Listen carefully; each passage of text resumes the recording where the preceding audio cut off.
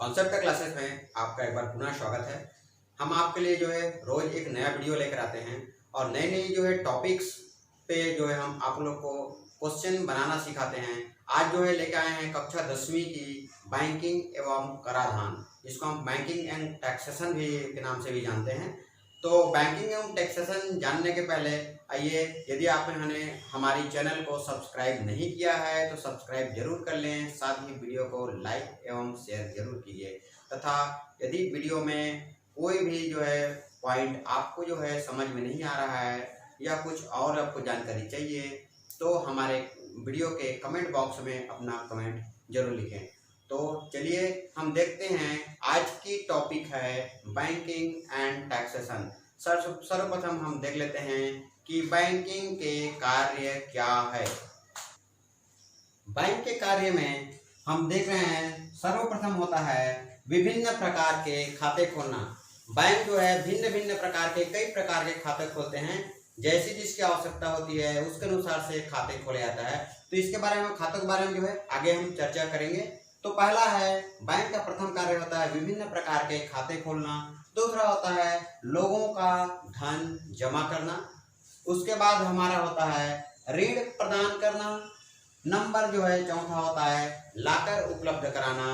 Number पांचवा होता है बिल भुगतान कराना। और नंबर छठा होता है रुपयों का एक स्थान से दूसरे स्थान तक ट्रांसफर करना।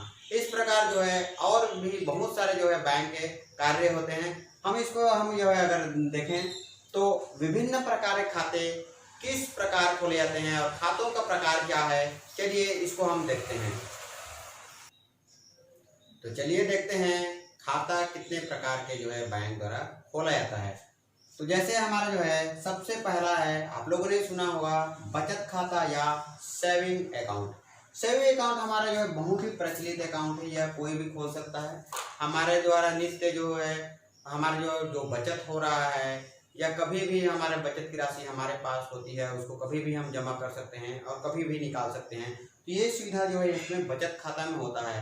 लेकिन बचत खाता में कुछ इसके अनुसार से कुछ शर्तें भी होती है। जैसे इसमें क्या है, कुछ मिनिमम बैलेंस रखा जाता है। जैसे अभी स्टेट बैंक द्वारा मिनिमम बैलेंस जो है छोटे शहरों के लिए 500 रुपये, बड़े महानगरों के लिए जो है 1000 रुपये का मिनिमम बैलेंस रखा गया है। साथ ही जो है इसमें एक दिन में अधिकतम 3 बार हम जो है राशि जमा कर सकते हैं और जो है उसी प्रकार जो है कुछ ही बार हम जो है निकाल सकते हैं। तो यह हमारा जो है बचत खाता है, कोई खोल सकते हैं, इसके लिए कोई समस्या नहीं है, सभी लोग जो है ये जो है खोला जा सकता है। तो बचत खाता हमारा जो है सामान्य बचत के लिए होता है। दूसरा होता है हमारा चालू खाता। चालू खाता जिसको हम बोलते हैं करेंट अकाउंट, यह भी जो है बहुत ही जो है इम्पोर्टेंट महत्वपूर्ण जो खाता है, जो सामान्य जो है लोगों द्वारा नहीं खोला जाता बल्कि किसी व्यापारिक प्रतिष्ठान, दुकान, कंपनियों के द्वारा खोला जाता है। चालू खाता करेंट अकाउंट में एक बहुत ही अच्छी जो है इसमें सुविधा होती है कि इसमें हम जो है एक दिन में कई बार जमा कर सकते हैं पैसा और कई बार जो है निकासी जो है हो सकता है।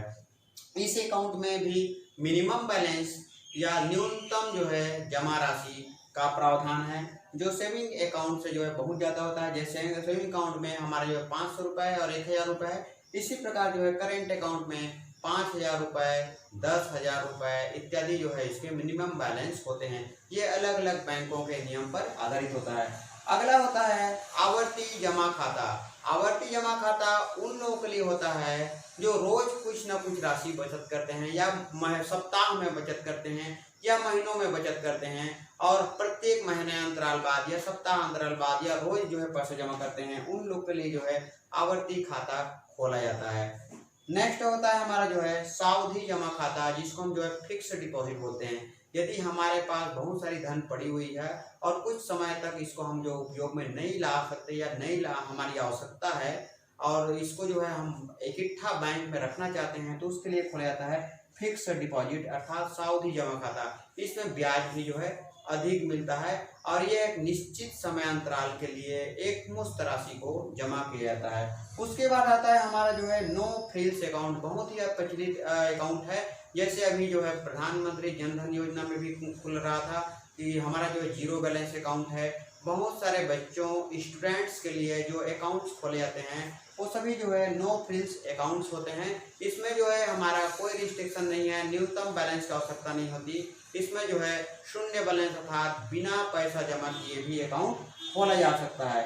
उसके बाद आता है हमारा जो है भविष्य निधि खाता में क्या होता है कि जो कर्मचारी हैं, जो ऑफिस वगैरह में काम करते हैं, जो रेगुलर कर्मचारी हैं, शासकीय कर्मचारी, प्राइवेट संस्थान कर्मचारी, सभी के लिए जो है एक भविष्य निधि खाता खोला जाता है जिसमें हर महीना जो है एक निश्चित राशि जो है जमा की जाती है। इस राशि में चूंकि भविष्य निधि खाता है, प्रोविडेंट फंड इसको बोला जाता है, इसलिए इसमें भी जो हमारा जो है ब्याज बहुत अधिक जो है मिलता है। और लास्ट हमारा इसके बाद हमारा आता है वरिष्ठ नागरिक खाता। वरिष्ठ नागरिक वे नागरिक होते हैं जो 60 साल की जो है ऊपर आयु वाले होते हैं। ऐसे 60 साल के ऊपर आयु वाले लोगों को वरिष्ठ नागरिक कहा जाता है। ऐसे वरिष्ठ नागरिकों के लिए जो है वरिष्ठ नागरिक खाता खोला जाता है। वरिष्ठ नागरिक खाता में ये जो वरिष्ठ नागरिक खाता सामान्य बचत खाता ही है, लेकिन चूंकि ये वरिष्ठ नागरिकों के लिए होता है अतः सामान्य खाता से इसमें ब्याज कुछ अधिक दिया जाता है। इसके अलावा और बहुत से प्रकार के जो है खाते बैंक द्वारा जो है खोले जा सकते हैं। मैंने यहाँ पर जो है जो भी इम्पोर्टेंट जो हमारे जो है खाता है उसके बारे में आपको बताया है।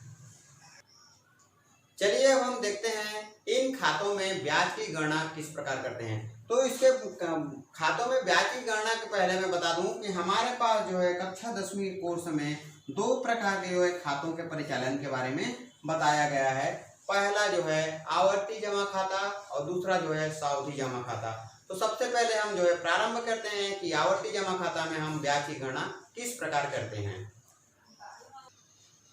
आइए अब देखते हैं कि आवर्ती जमा खाता में ब्याज की गणना किस प्रकार किया जाता है। तो सबसे पहले देखते हैं आवर्ती खाता ऐसा खाता होता है जिसमें एक निश्चित समय पश्चात निश्चित राशि जमा करना पड़ता है। लगातार जो है लगातार ये पीरियडिक रहता है। एक निश्चित समय अंतराल में अंतराल लिख सकते हैं इसको, निश्चित समय अंतराल में निश्चित राशि जमा करना पड़ता है। ऐसे राशि को जो है अकाउंट को हम आवर्ती जमा खाता कहते हैं। इसका एक उदाहरण की तरह समझते हैं कि इसकी ब्याज की गणना किस प्रकार जो है किया जाता है। इसका सूत्र जो है क्या होता है, चलिए हम देखते हैं। मोहन ने स्टेट बैंक में 200 रुपये मासिक की दर से 6 माह तक 10% वार्षिक ब्याज की दर से आवर्ती खाता खोला। हमको ब्याज की गणना जो है करनी है। तो हम जो है सबसे पहले यहाँ पर देख रहे हैं कि यहाँ पर मासिक जमा धन जो है P बराबर 200 रुपये है, दर R बराबर 10% है एवं समय बराबर 6 माह है। अब हम देखते हैं कि पहले जो है 100 रुपये जो है पर 6 माह ब्याज लगेगा, 6 माह का ब्याज। क्योंकि जो पहला हमारा जो 100 रुपये जमा हो रहा है वो 6 महीना तक जमा रहेगा। तो यहाँ पर 100 रुपये पहला जो 200 रुपये है वो पहले माह में जो 200 रुपये जमा करेंगे वो 6 माह तक जमा रहेगा। 6 माह तक जमा रहेगा तो इसका ब्याज क्या हो जाएगा। तो हम जो है साधारण ब्याज की अगर हम जो है बात करें, साधारण ब्याज होता है मूलधन गुणित दर गुणित समय बटा 100। मूलधन है हमारा 200 रुपये इंटू दर है हमारा 10% गुणित 6 महीना तक है समय 1/12। 1 साल को हम जो है 1/12 गुणित 6 कर सकते हैं तो हमारा आ जाएगा बटा 100। ये हमारा जो है आ जाता है। इसके बाद जो है इसी प्रकार हमारा नेक्स्ट जो है दूसरा होता है। दूसरे महीने में जो 200 रुपये जो जमा करेंगे वो उस पर जो है क्या हो जाता है 5 माह का ब्याज लगता है। 5 माह का ब्याज मिलता है इसमें। 5 माह का ब्याज बराबर हो जाएगा 200 गुणित 10 गुणित 5 गुणित 1/12 बटा 100। फिर जो है इसी प्रकार तीसरा नंबर में तीसरे माह में जो 200 रुपये जमा करेंगे तो 200 रुपये पर हमको 4 माह तक ब्याज मिलेगा। 4 माह का ब्याज। पहले महीना हम जो है 1 तारीख को जमा किए मान लो तो 6 महीना तक वो जमा रहेगा तो 6 माह का ब्याज मिलेगा। दूसरे महीने के प्रथम तारीख को जमा करेंगे तो 5 माह तक ब्याज मिलेगा। तीसरे महीने के प्रथम तारीख को जमा करेंगे 4 माह का ब्याज मिलेगा। तो ये हमारा हो जाएगा 200 गुणित 10 गुणित 4 गुणित 1/12/100 हो गया।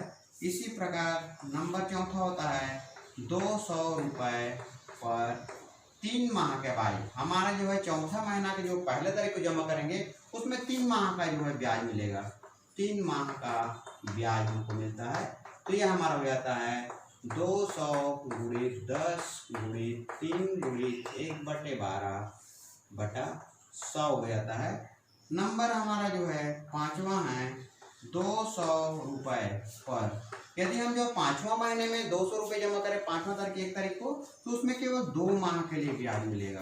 2 माह का ब्याज हमको प्राप्त होता है और इसके बराबर हो जाएगा 200 गुणित 10 गुणित 2 गुणित 1/12 पूरे का बटा 100। और नंबर छठवां और लास्ट जो छठवां महीने में जो 200 रुपये जमा करेंगे हमें 200 रुपये पर केवल जो है छठवां महीने की 1 तारीख को जमा करेंगे तो वो 1 महीना तक ही जमा रहेगा। इसलिए 200 रुपये पर 1 माह का ब्याज बराबर हो जाएगा 200 गुणित 10 गुणित 1 गुणित 1/12/100। अब हमारा जो है कुल ब्याज अगर हम जोड़ दें, कुल ब्याज अगर जोड़ा जाए तो सभी को हम जोड़ देंगे। सभी को जोड़ेंगे तो यहाँ पर हो जाएगा 200 गुणित 6 गुणित ये 200 गुणित 10 गुणित 6 गुणित 1/12/100 धन 200 गुणित 10 गुणित 5 गुणित 1/12 हो गया यहाँ पर 100 धन इसी प्रकार हो जाएगा ये 200 गुणित 10 गुणित 5 गुणित 1/12 हो गया हमारा 100 धन ये हमारा हो जाएगा। ये हमारा 5 ये 6 महीना के लिए 5 महीना के लिए 4 महीना के लिए था 4 ये चौथा वाला हमारा जो आ गया। फिर ये तीसरा महीना के लिए हो गया हमारा जो है 200 गुणित 10 गुणित 3 गुणित 1/12 पूरे का बटा 100। इस प्रकार 2 महीने का और है प्लस 200 गुणित 10 गुणित ये हमारा हो जाएगा ये 2 गुणित 1/12 हो गया हमारा 100 धन 200 गुणित 10 गुणित ये हमारा हो जाएगा 1 गुणित 1/12 पूरे का बटा हो गया हमारा 100। यदि हम जो सबको जोड़ रहे हैं तो सबके जो है सभी पदों में देखिए जो कॉमन जो पद है उसको हम बाहर निकाल लेंगे। तो यहाँ पर हमारा आ जाए कॉमन पद यदि हम बाहर निकालते हैं तो सभी में 200 का गुणा है, सभी में 10 का गुणा है, ठीक है, और सभी में 10 के गुणा के साथ साथ 1/12 का गुणा है बटा 100 सभी में कॉमन है। यदि हम इससे कॉमन को निकाल लें तो यहाँ पर हो जाएगा 6 धन 5 धन 4 धन 3 धन 2 धन 1। इस प्रकार से ये हमारा क्या होता है एक समांतर श्रेणी बन जाता है। इस समांतर श्रेणी में 6 पदों का योग 1 से जो है 6 तक 6 पदों का हम योग करते हैं। ये मैं यहाँ पर से क्वेश्चन यहाँ से मिटा दिया। देखते हैं यहाँ पर हमारा हो जाएगा कुल ब्याज। कुल ब्याज अगर देखा जाए तो कुल ब्याज बराबर हो जाएगा हमारा जो है 200 गुणित ये आ जाएगा 10 गुणित 1/12 और इसको हम जो है यहाँ पर इसको हम किससे निकालेंगे, इसको हम जो है समांतर श्रेणी से हमारा जो है निकालते हैं।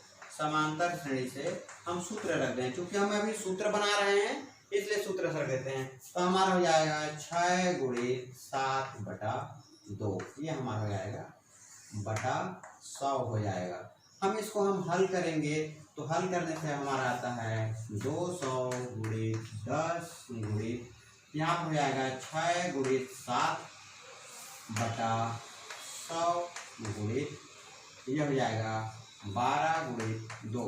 चाहे तो हम जो है इसको अलग अलग पदों में भी लिख सकते हैं। जैसे क्या है कुछ जगह पर हम जो है इस प्रकार से अलग अलग पदों में भी लिखा जाता है, तो इस प्रकार से हम जो है इस प्रकार से हम लिख सकते हैं। अब हम थोड़ा सा देखते हैं कि इसको हम जो है किस प्रकार से हम जो है जमा सकते हैं। तो देखिए यहाँ पर क्या है कि हम जो यहाँ पर अगर सूत्र की बात करें, सूत्र हमारा आ जाएगा सूत्र आवर्ती खाता में, आवर्ती खाता में ब्याज, खाता में ब्याज अगर देखें तो ब्याज बराबर ये क्या है हमारा जो है मासिक जमा धन है, मासिक जमा धन, जमा धन गुणित दर पूरे का बटा 100 हो गया, फिर गुणित 6 क्या है माह की संख्या है, माह की संख्या, फिर हमारे से जुड़ा होता है माह की संख्या, माह की संख्या धन 1 पूरे का बटा 12 दूनी हो जाएगा 24। इसको सूत्र रूप में और भी लिख सकते हैं, जैसे हमने मासिक जमा धन को P बोलते हैं, दर को R बोलते हैं, P गुणित R बटा 100 हो जाता है, गुणित N माह की संख्या है, गुणित N धन 1 बटा 24। तो ये हमारा जो है सूत्र आ जाएगा आवर्ती जमा खाता में ब्याज के लिए। यही सूत्र जो है उपयोग किया जाता है, बहुत ही महत्वपूर्ण जो है सूत्र है। तो इस सूत्र के द्वारा हम जो है इसका उपयोग करते हैं। चलिए हम जो है अब आवर्ती जमा खाता से संबंधित एक प्रश्न देखते हैं, ताकि हमारा जो है प्रश्न किस प्रकार से इस सूत्र के उपयोग से हल करते हैं। चलिए हम जो है एक प्रश्न देखते हैं।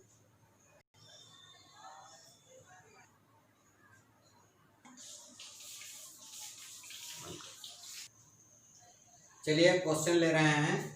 रेशमा ने पंजाब नेशनल बैंक में 200 रुपये प्रति माह की दर से 5 वर्ष के लिए आवर्ती जमा खाता खोला। यदि ब्याज की दर 6% वार्षिक हो तो 5 वर्ष पश्चात उसे कितनी धनराशि प्राप्त होगी। हमको यहाँ पर ब्याज की भी गणना करना है और धनराशि की भी जो है गणना करना है, और पूरा कंप्लीट बनाना है कि बताना है कि 5 वर्ष पश्चात रेशमा को कितनी धनराशि जो है प्राप्त होगी। तो चलिए जो है प्रारंभ करते हैं। हल दिया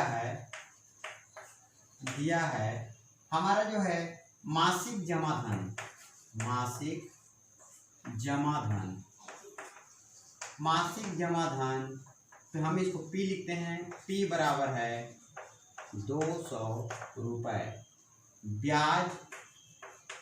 ब्याज हमारा होता है R, रेट ऑफ इंटरेस्ट बोलते हैं इसको। तो R बराबर है हमारा 6%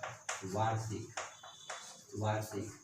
और हमारा जो समय है, समय N बराबर यहाँ पर दिया है 5 वर्ष। लेकिन हम जानते हैं हमको यदि जो है ये 200 रुपये मासिक जमा करने वाली जो है क्वेश्चन है, इसका मतलब ये आवर्ती खाता का है, और आवर्ती खाता में हमको जो है महीने को आवश्यकता पड़ती है, और 1 वर्ष में 12 माह होते हैं। तो 5 वर्ष बराबर हम लिख सकते हैं 5 गुणित 12 माह हो जाएगा बराबर 60 माह लिख सकते हैं। अब हम यहाँ से लिख सकते हैं आवर्ती जमा खाता में, चूंकि आवर्ती जमा खाता में ब्याज अभी हमने जो सूत्र देखा था P गुणित R बटा 100 गुणित N धन 1 बटा 24, ये हमने जो है सूत्र देखा था। इसमें हम जो मान रख देंगे तो ये हो जाएगा 200 गुणित 6 बटा 100, P बराबर 200 है, रेट ऑफ इंटरेस्ट 6% है, गुणित महीनों की संख्या 60 है, और गुणित 60 धन 1 हो जाएगा, 60 धन 1 बटा हो जाएगा 24। इसको हम जो है फिर से थोड़ा हल कर लेंगे। 200 गुणित 6 गुणित 60 गुणित 61 पूरे का बटा 100 गुणित 24, इस प्रकार से भी हम जो है लिख सकते हैं। अब जो है हम यहाँ पर कैंसिल कटा सकते हैं, तो कटा दिए, 2 जीरो से 2 जीरो कटा दिए, और यहाँ पर होता है 6 एकम 6, 6 चौक 24, 4 एकम 4, और ये हो जाएगा 15 चौक 60 हो जाएगा हमारा। तो ये हमारा हो जाएगा दिस इक्वल टू 2 गुणित 15 गुणित 61, ये हमको जो है प्राप्त हो जाएगा। यहाँ पर हम निकालेंगे इसका मान, तो 15 दूनी होता है 30 गुणित 61 बराबर हो जाएगा 30 से कम 30 की शून्य हो जाएगा, 3 और 30 छक्के 180 होता है, 180 3 183, ये हमारा हो जाएगा। तो ये हमारा हो गया ये ब्याज, इसको हम जो है रुपये में लिख सकते हैं। अब हमारा जो है यहाँ पर 5 वर्ष में जमा धन की अगर हम गणना करते हैं तो इसके बराबर होता है मासिक जमा राशि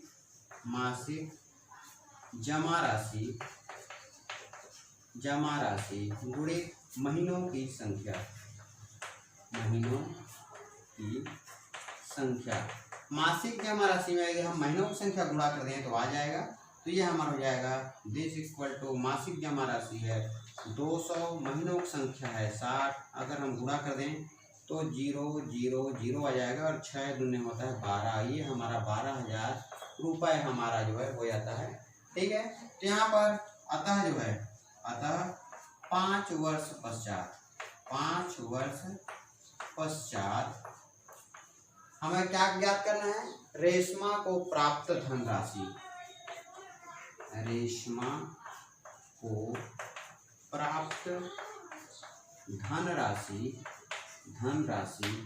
बराबर हमारा हो जाता है ये 12,000 जो मूलधन है उसका प्लस 1,830 रुपये उसका ब्याज है, बराबर हो जाएगा 13,000, ये हमारा हो जाएगा 13,830 रुपये।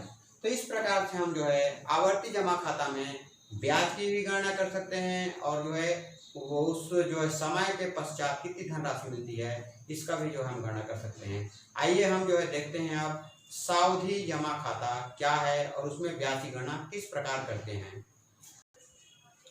सावधि जमा खाता, आप जानते हैं कि सावधि जमा खाता एक ऐसा खाता होता है जिसमें एक निश्चित समय के लिए एक मुश्त राशि जो है राशि जमा किया जाता है। तो एक मुश्त राशि चूंकि जमा किया जाता है एक लंबे समय अंतराल के लिए होता है, हमको बीच में ना तो राशि और जमा कर सकते हैं ना उसमें हम जो है निकाल सकते हैं। इस प्रकार की जो है खाता होता है वह सावधि जमा खाता है। और सावधि जमा खाता में जो ब्याज मिलता है वह चक्रवृद्धि ब्याज होता है। सावधि जमा खाता में जो ब्याज है, खाता में ब्याज की जो गणना करते हैं वह होता है हमारा जो है चक्रवृद्धि ब्याज। हम जानते हैं हमारा जो है चक्रवृद्धि ब्याज जो होता है, चक्रवृद्धि आप लोगों ने क्लास 9 में भी देखा है। चक्रवृद्धि ब्याज जो होता है, चक्रवृद्धि ब्याज बराबर चक्रवृद्धि मिश्र धन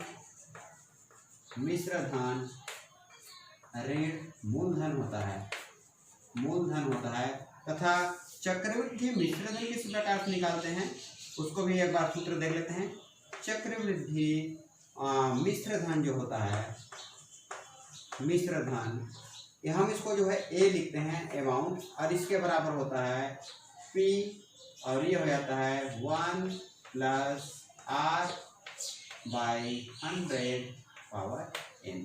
ये हमारा जो है चक्रवृद्धि मिश्र धन का जो सूत्र है, जहाँ पर हमारा क्या हो जाएगा, जहाँ P बराबर है मूलधन होता है, R हमारा है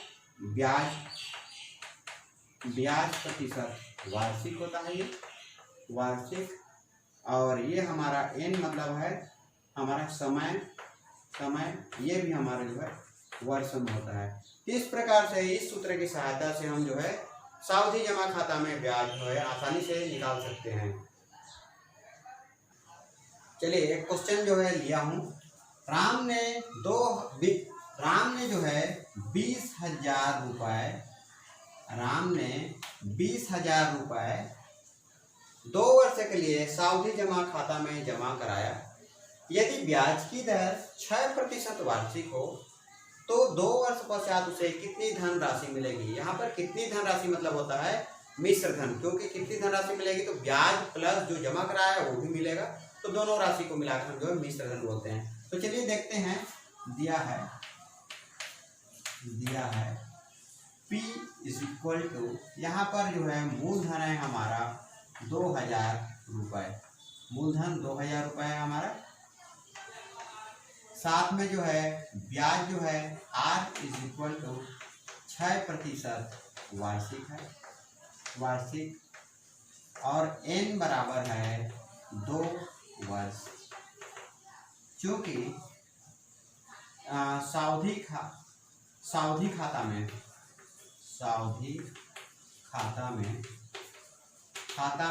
मिश्र